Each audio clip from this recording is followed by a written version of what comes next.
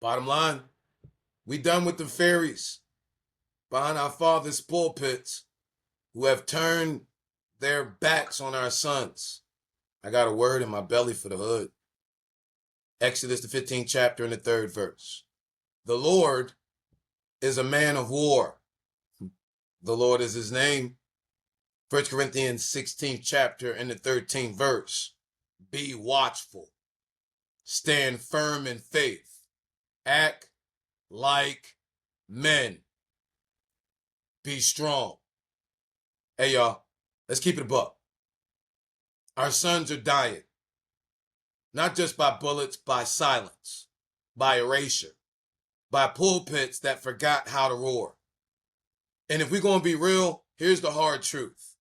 Everybody got a rugged rep except for Jesus. The dope boys got one, the pimps got one, the racists got one in the damn White House, and the police got a whole friggin' army of them. But when does Jesus get a rugged, righteous representative for this generation? Where's the raw Jesus who flipped tables, talked slick to the religious hypocrites, and stood up to the system so hard it crucified him? We'll tell you where. He'd been buried under the slave master's seminary and the colonizer's classroom, but that ends today. The root of all of this shit is that buck breaking they did on the plantation. What? They ain't told you about it? Let me break it down. Buck breaking was a deliberate method of white supremacy during slavery, when black men, African kings, the strongest, vocal, masculine ones, would resist, they'd be broken publicly, brutally, through violence, through rape, through shame. The goal was to make sure the rest of the plantation saw that resistance equaled punishment. Damn, we see that shit taking place on Auburn Avenue today. Relevant, ain't it? Mm-hmm. Exactly. Look at our pulpits. Question: where are the strong alpha male voices in ministry? Where are the spiritual uncles, the fathers, the warriors for this generation or the next? Why is it that young black boys walking inside of urban churches are forced to feel like outsiders? How can you be forced to feel like an outsider walking inside the church inside of your community? It's not accidental, it's intentional. Because the buck breaking didn't stop. It just emotionally evolved. Now it shows up in soft sermons with no substance. Male leaders afraid to challenge the culture. Youth pastors more focused on fashion than function. And urban churches that once used to be pastored by iconic men like Daddy King and Joe Roberts, now pastored by pussies behind the pulpit, who ostracize our boys because they can't connect with them or won't go along with the little boy behind the room shit. I mean, call it what it is. When Warnock came to Ebenezer, the last church he was at, Memorial Baptist Church, couldn't have a youth department because a young boy got abused under his leadership. Came here, hung out long enough to deal with the remnant of Joe Roberts, and now when you look, all the black boys gone, especially the ones that won't bow down. Ain't nothing rough, rugged, raw, and masculine. Every young black boy that walks into that sanctuary, hit me on IG, hit me on some kind of way, talking about K is funny. Tons of black boys. Daddy King produced black men. Now, you can't be over here, you too aggressive. Fuck out of here. This the truth. You know why folk Our kids are being destroyed out here. Hosea 4:6. That's where they bought Warnock $1 million hole. Do the math. Cut it in half. Yeah. My people are destroyed due to a lack of knowledge. Not due to a lack of the colonizer's classroom. Not due to a lack of the slave master's seminary, but due to a lack of the practical application of the word of God. And how would they hear if it not be for a preacher? So God says, I reject you from being priest to me. You ain't going to lose your government position. You ain't going to lose your budget. You ain't going to lose your Beamer, your Benz, or that $1 million house you done pimped the people of God out to buy for you. No. But you know what it's like to be outside the will of God? Matter of fact, God said to you and Vaughn, I reject you and your children. You're fired, nigga. You know, you still on Biden, dick. You vocal now. You got a whole lot to say about Trump, but you ain't got nothing to say about Walker. And everything you talk about Trump, really, both of you niggas is talking about each other. At least Trump got an excuse. He all politician. You fronting like you a man of God. Everything that Trump do in the White House, Warnock, you doing God's house. That ain't just shit, nigga. That's God's house. Listen, we literally telling our boys through the leadership that's being provided nowadays that if you're not docile, if you're not passive, if you don't go for the whitewashed fairy Jesus, you on your own. Call it what it is. Daddy King would say, make it plain. It's spiritual abandonment. It's the best practical example of what Jesus talked about in John 10 when he talked about the hireling. I'm resetting the original kingdom standard. K, you too aggressive. I know, nigga. I'm just like Jesus. I'm just like Daddy King. I'm just like Whitfield Nottage. I'm just like William Herbert Gray, Jr. and the Third. Just like Joseph Lawrence Roberts. Just like Leon Sullivan. Just like Samuel William Boynton. My father and grandfather. Don't get it fucked up or twisted, fairy boy. Daddy King didn't play with the systems. MLK was nonviolent, but he was never non-confrontational. Leon Sullivan flipped communities with economic boycotts and business development. Yeah, I got that blueprint and my spiritual DNA. And Jesus didn't just weep, water boy. He warned, he rebuked, he cast out, and he called out. So what happened, my nigga? How did we get from warrior kings in the pulpit to corporate cowards and brought out bishops? It's because the system knows. If you want to kill a people, kill their example. That's why the Bible says, train up a child in the way they should go. And when they're older, they've been reared by amazing Grace Banks Sullivan. That young king will never depart. Enter the Y.O.K.I.S. The young organization of kings, internationally serving. We not negotiating with Pharaoh no more. We not shucking and jiving no more. We ain't doing fake pulpits that leave our sons depressed, confused, and excluded. Nope. We not asking permission to build what God has already built. Train up a child in the way they should go. That's what we doing. The Y.O.K.I.S is a real rites of passage for our boys to become and understand what it means to be a kingdom man.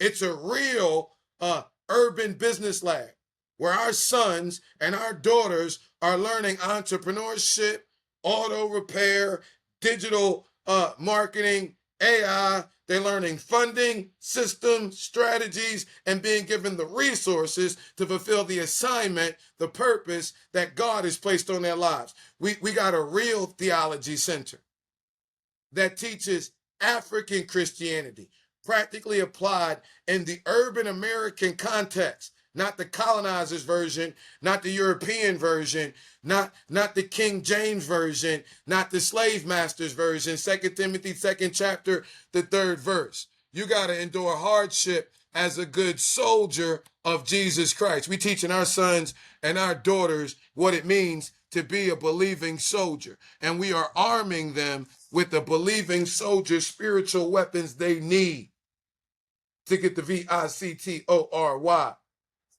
And know that they know that they know that they ain't got no reason to fear because they got the real Jesus on their side. Because when you teach a boy, when you teach a girl royalty, when you teach them that they royalty, they stop acting like a reject. You know, that's that prodigal son, Luke 15 lesson. Solomon, richest, wisest king in all existence, says that as you think in your heart, you become. If you think you a young nigga, you gonna do young nigga shit. You think you a young clown, you gonna do young clown shit. You come to an understanding that you a young king, a young goddess, you gonna understand that it's a lot of shit you was entertaining that's beneath you. I'm just saying. You know, that's what we doing. That these mega pulpits are not. We put money in our teens' pockets. That's what's lowering the teen violence because it's a difference between morality and survival. Our youth are not immoral. They just trying to survive. And a lot of the folk that's pushing morality are the reasons why it's so hard for them to survive. My spiritual father, Reverend Leon Sullivan, he was running to the urban inner city when folk were running from it. He was running to our youth when folk were running from it. He said something that that's prophetically poignant and need to be practically applied today. He said, if you're not a problem with it, a part of the solution, you're really a part of the problem. And a lot of these weirdos selling out for them 501c3 handouts, they the problem. We not. Go over to Atlanta, youthmatters.com. You got a business, get registered and support our daughters. You got a car, schedule your oil change with our boys. You know, we don't just have a violent epidemic taking out our kids. We got a suicide epidemic vastly rising. When we talk to them, why are you killing yourself? They say, because nobody cares.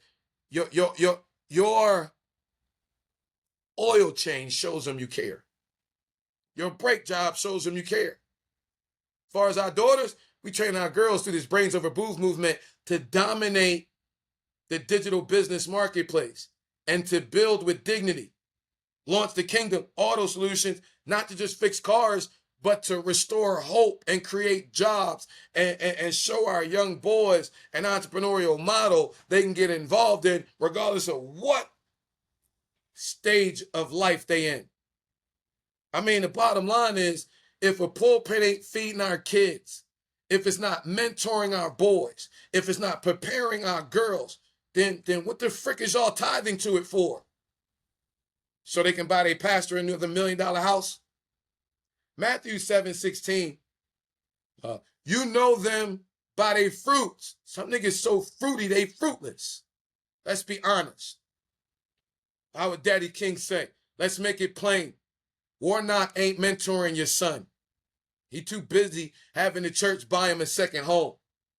And the pulpit he stands in ain't said shit about Daddy King. Nothing about our African roots. And sure as hell ain't said or done nothing about saving our sons and our daughters right here in Atlanta. Nigga talking about Ebenezer everywhere, but he done sold our children out right here in the old Fourth Ward, right here in Southside Atlanta, right here in East Atlanta, right here in West Atlanta. Before you go Ebenezer everywhere, take care of home, nigga. But before you talk about you being this black senator that should inspire our kids, talk to our kids. Don't bust a group in from Savannah. Roll your sleeves up and do something in the trenches or cut a fucking check. Don't send Brittany outside with some type of fucking photo ops. We got 1 week left. We just had a bomb threat at Carver High School. That's the original seminary of Clark. You ain't did shit. You got a $4 million grant for public education during the Biden administration. Trump killing the public education department. You ain't never gonna have no deliverable. The church spent $1 million on your house. That's $5 million fucking dollars. In the last 4 years, what the fuck have you done for young black Atlanta? We don't know you. You keep talking about I'm too aggressive because I call you the fuck out because I'm the only person here longer than you. Bernice, you just brought your ass back. Let me deal with the homosexual shit, not this lesbian shit. You and Leah up there, man, fuck both of y'all. None of y'all give a fuck about our kids. And this shit is not about political pandering. You done went from Biden to Trump and ain't did shit.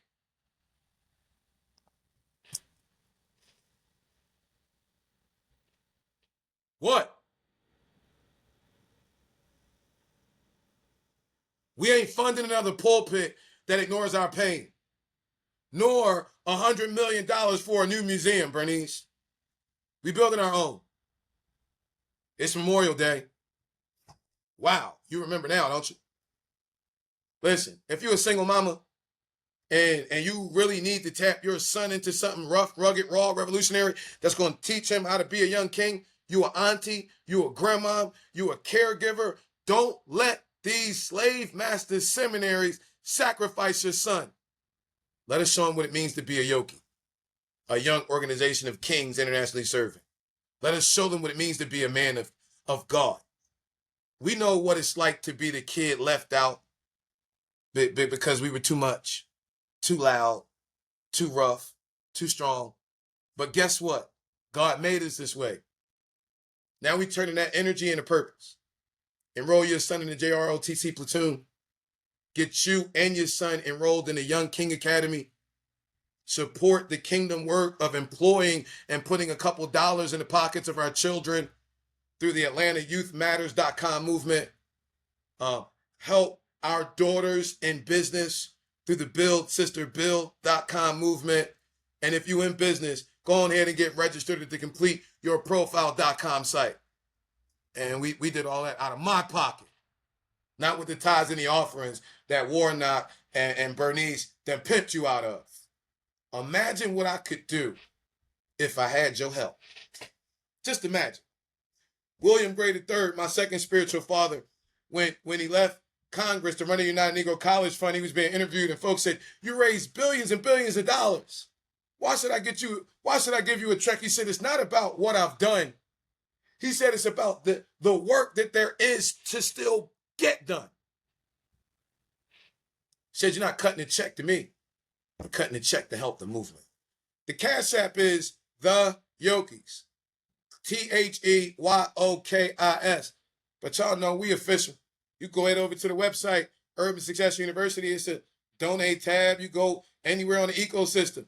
You can sponsor, or if you just want to make a donation for whatever you want. This good soil over here.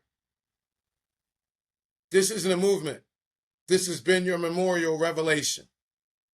I am the last son of the original Ebenezer covenant.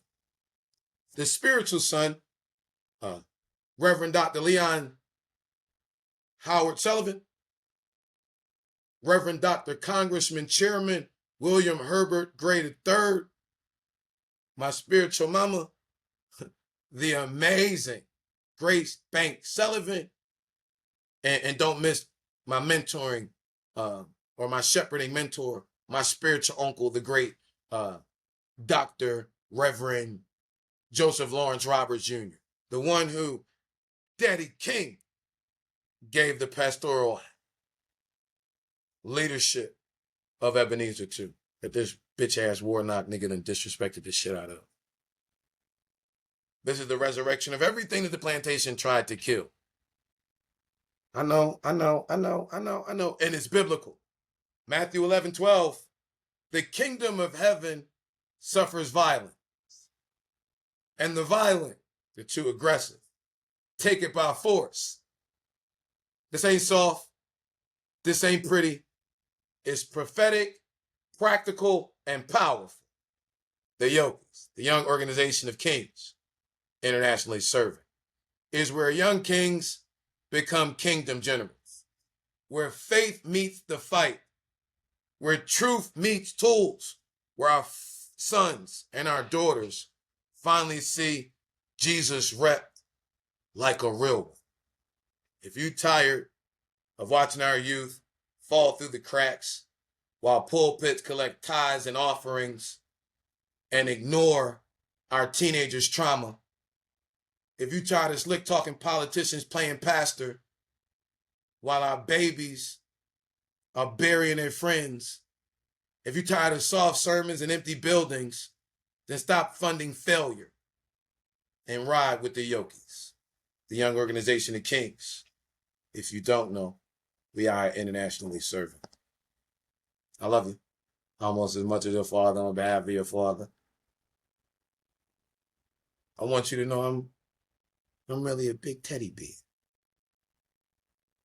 We just ain't playing when it comes to our sons, our daughters, and our mothers. You know.